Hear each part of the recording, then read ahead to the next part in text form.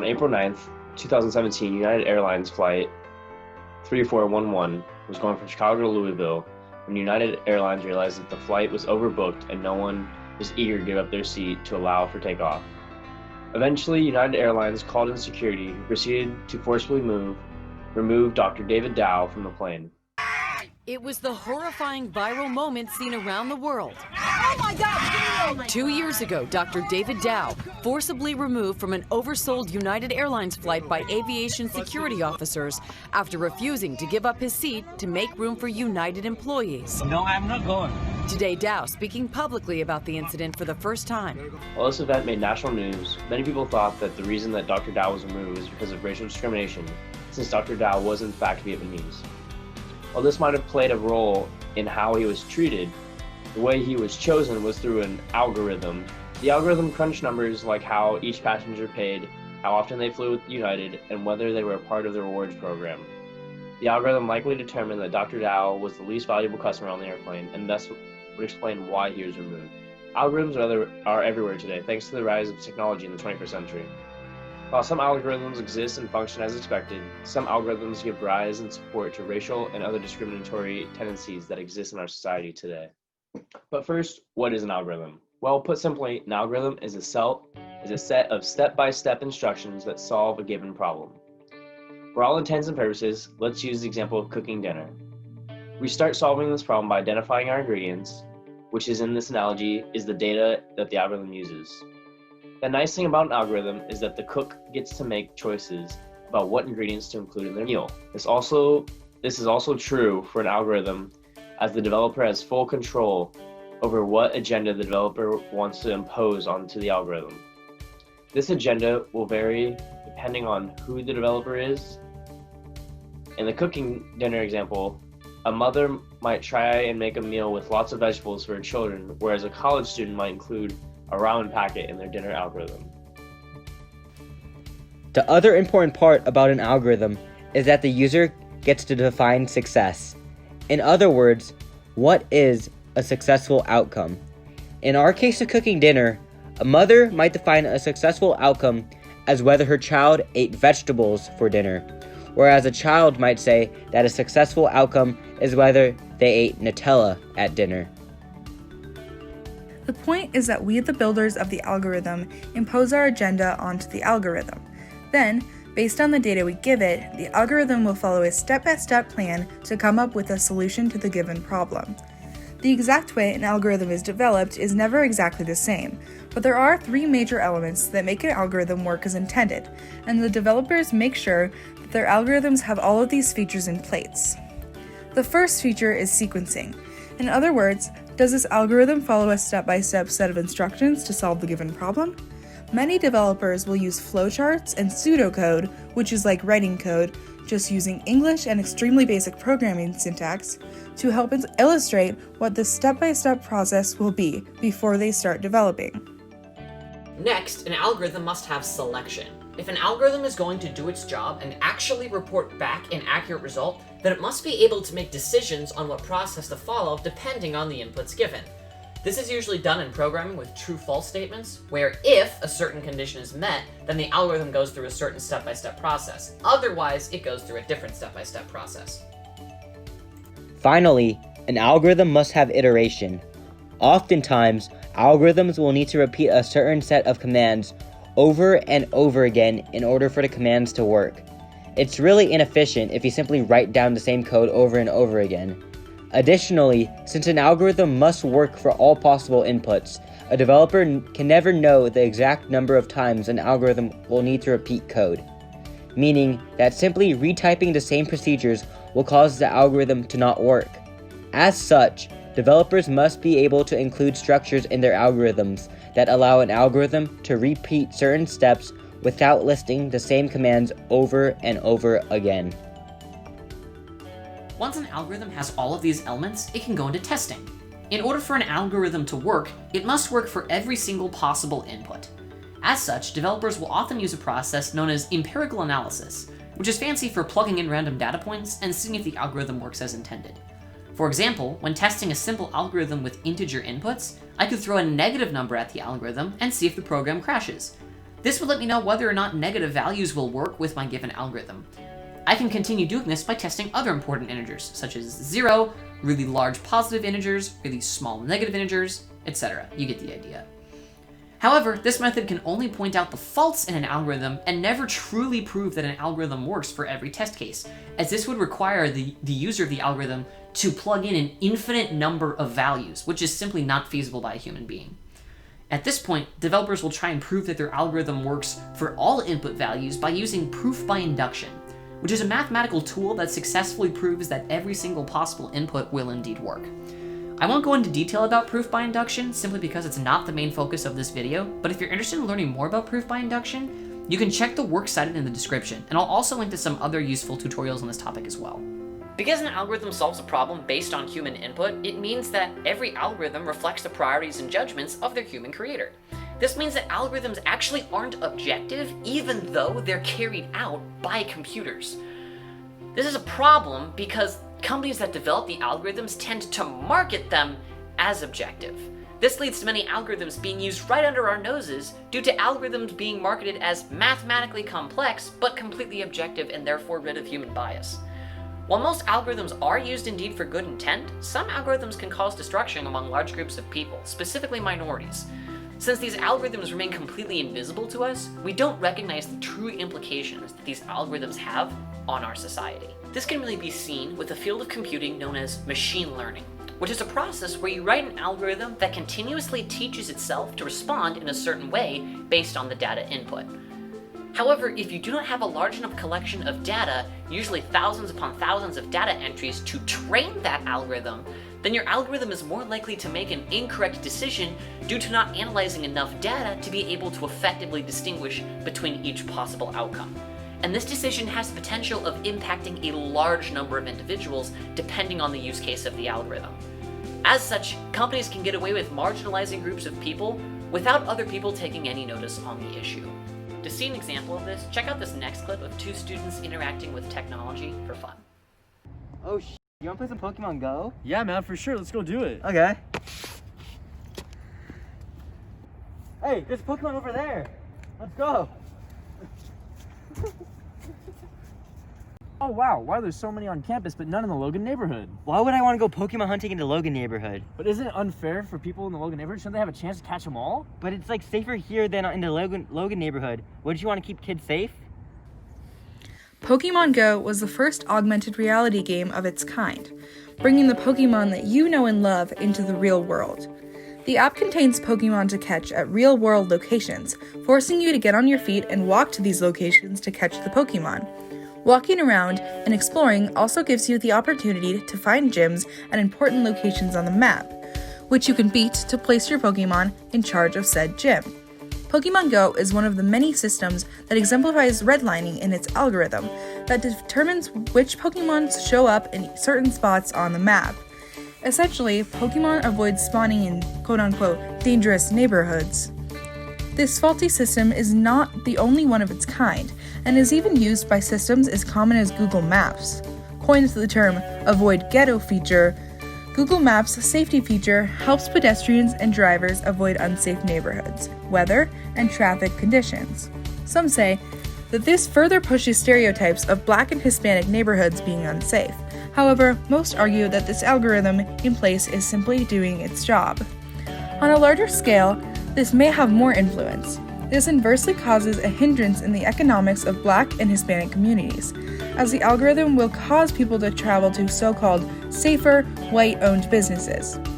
This may cause Black-owned businesses to not get enough foot traffic as white areas, making it harder for these businesses to make money and stay open. Because these algorithms are common for the average person to utilize, there tends to be a rhetoric of racial inequality perpetuated by these systems.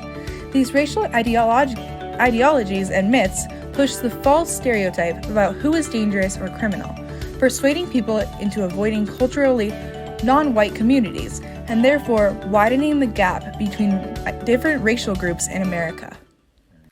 So, these algorithms have begun to appear in more than just games and navigation, to something even more common, the workforce.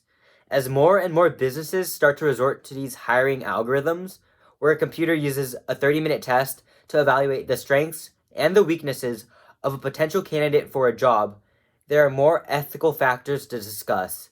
Check out this example. Hey, thanks for coming in today. I really appreciate it. Since our business is really taking off and has multiple locations across the state, I found a really cool tool to help automating our hiring process for all our locations. What did you find? It's a relatively inexpensive computer tool that will help us evaluate a good candidate. I think the tool will be really helpful because technology isn't human and would be able to make unbiased decisions for us, and we wouldn't have to sift through every application that we get. That's actually really interesting. Where did you find this idea? Well, I purchased this computer software from Xerox, which uses a similar program to evaluate a candidate's resume through a 30-minute online test. And I read that Xerox said that it was a smart move for their business because they hire 20,000 employees yearly, and it really automates the process. Xerox is a very popular business, with many companies outsourcing their customer service to Xerox. As such, Xerox has over 54,000 employees. However, many employees tend to leave the job, which means that Xerox is constantly having to review thousands of applications in order to choose a potential replacement. As such, Xerox was interested in implementing this algorithm so that they simply didn't have to constantly be looking at thousands of applications. But is it ethical? There's nothing wrong with making candidates take tests. The Supreme Court made this okay under Griggs versus Duke Power. But with Griggs versus Duke Power, they also ruled that if the tests have racial discrimination embedded in them, then the tests should be prohibited from being used in the hiring process. Like the implicit association test is a computer generated hiring test that measures like implicit attitude or stereotype. But because it is so biased, it can be used to prohibit certain people, like an Arab Muslim man, from becoming employed in a business. Griggs versus Duke Power was a Supreme Court case where African Americans at Duke Power Company in Draper, North Carolina, were intentionally given worse jobs than whites. When Title VII came out, which established a Commission of Equal Employment Opportunity to help avoid discrimination within the hiring and employment process, Duke Power required standardized IQ tests and high school diplomas in order to get hired, which still was discriminating against African Americans. The African Americans both won and lost. The Supreme Court ruled that testing was okay when it came to hiring, as it allowed employers to effectively and efficiently evaluate potential applicants. However, the Supreme Court also ruled that when Title VII was created, what Congress has commanded is that any test used must measure the person for the job and not the person in the abstract, meaning if a company is trying to intentionally discriminate against a certain group of people through a test, the test is prohibited unless the employer can prove that the test fulfills an actual business need and can truly evaluate an applicant's ability to learn or perform the job in question. In this case, Duke Power's testing failed to meet those standards, and as such, Duke Power had to remove these restrictions when hiring workers. This also makes algorithms like the implicit association test unconstitutional, since it was able to measure a candidate's behavior and thus identify a candidate as a Muslim male and thus not hire him. Well, if Xerox is able to do this as well, then aren't there other large companies using this algorithm? Not exactly. Like a young man named Kyle Bem was attempted to get hired at a Kroger once after coming out of a mental hospital, and he was fully recovered, but he got red lighted when he took their computer hiring tests, and it led to a giant lawsuit against large companies such as Kroger and Walgreens, and just a lot of bad or things happened. To explain in more detail, Kyle Bem was a student at Vanderbilt University when he had to leave to get treated for bipolar disorder. Once he was better, he applied for a part-time job at Kroger. He had a friend that worked at Kroger who could vouch for him. When Kyle took a personality test as part of the application process, he didn't get called back for an interview because his application was red-lighted thanks to the personality test he had taken. The personality test was a part of a larger workforce algorithm developed by a company named Kronos. Since his father was a lawyer, he asked Kyle what kinds of questions were on the exam, and these questions were similar to the ones Kyle got at the mental hospital. This led to an entire lawsuit with Kroger's and other large companies that implemented similar algorithms, such as Walgreens, as this type of test is illegal under the Americans with Disabilities Act. These kinds of workforce algorithms end up marginalizing minority workers and workers with disabilities, as more of these types of people end up unemployed and help prevent them from even entering the workforce.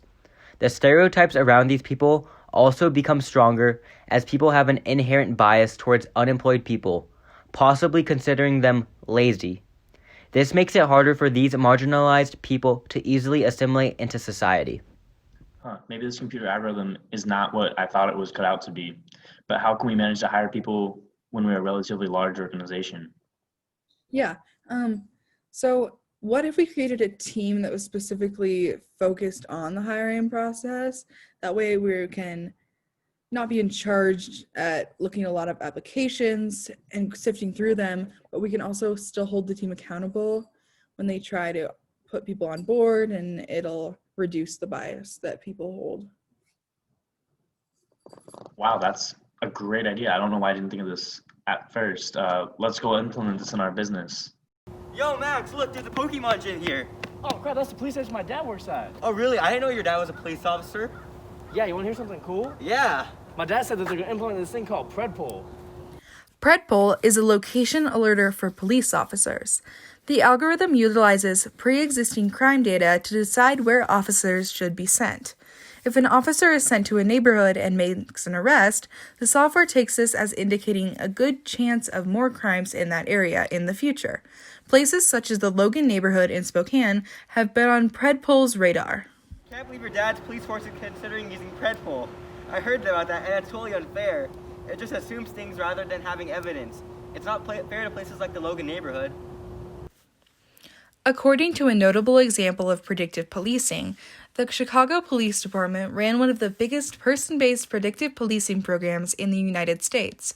First piloted in 2012, the program called the Heat List, or Strategic Subject List, created a list of people it considered most likely to commit gun violence or to be a victim of it. The algorithm, developed by researchers at the Illinois Institute of Technology, was inspired by research out of Yale University that argued that epidemiological models used to trace the spread of diseases could be used to understand gun violence. Chicago police frequently touted the program as their key strategy for combating violent crime. However, an analysis of an early version of the program by Rand Institute found it was ineffective, and a legal battle revealed that the list, far from being narrowly targeted, included every single person arrested or fingerprinted in Chicago since 2013. Civil rights groups had also criticized the program for targeting communities of color, and a report by Chicago's Office of the Inspector General found that it overly relied on arrest records to identify risk, even where there was no further arrest or if the arrest did not lead to convictions. This program was ultimately shelved in January of 2020. In general, technology is just some passive thing that is now mindlessly integrated into our day-to-day lives. The fact that algorithms are not objective should cause us to be more wary of the technology that we use and question whether or not the algorithms in our day-to-day lives are legitimate or threaten our democracy. In our democracy, we should be able to be all-inclusive and allow anyone and everyone to be able to assimilate into our community. Participating in democracy means actively participating in ways that allow others to feel equal and a part of the story that we choose to write as a public. Thanks to the rise of technology, we have created a new form of rhetoric, one that speaks through mathematical results and complex design. We are constantly using algorithms every day when we interact with technology, such as when using a GPS app, sending a text message, storing our passwords, and even with contact tracing regarding the ever-current COVID-19 pandemic.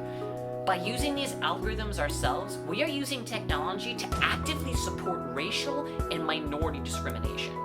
With the number of benefits that technology has, it's painful and frankly disgusting to see us use something with so much potential to indirectly weaken the public democratic spheres that we live in without us even noticing.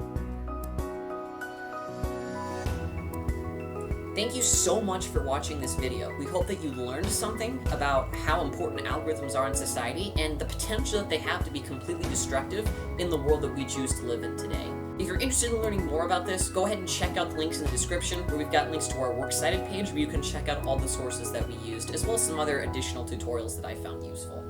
I'm bad at YouTube outros, so I don't know, like, comment, go do good in the world.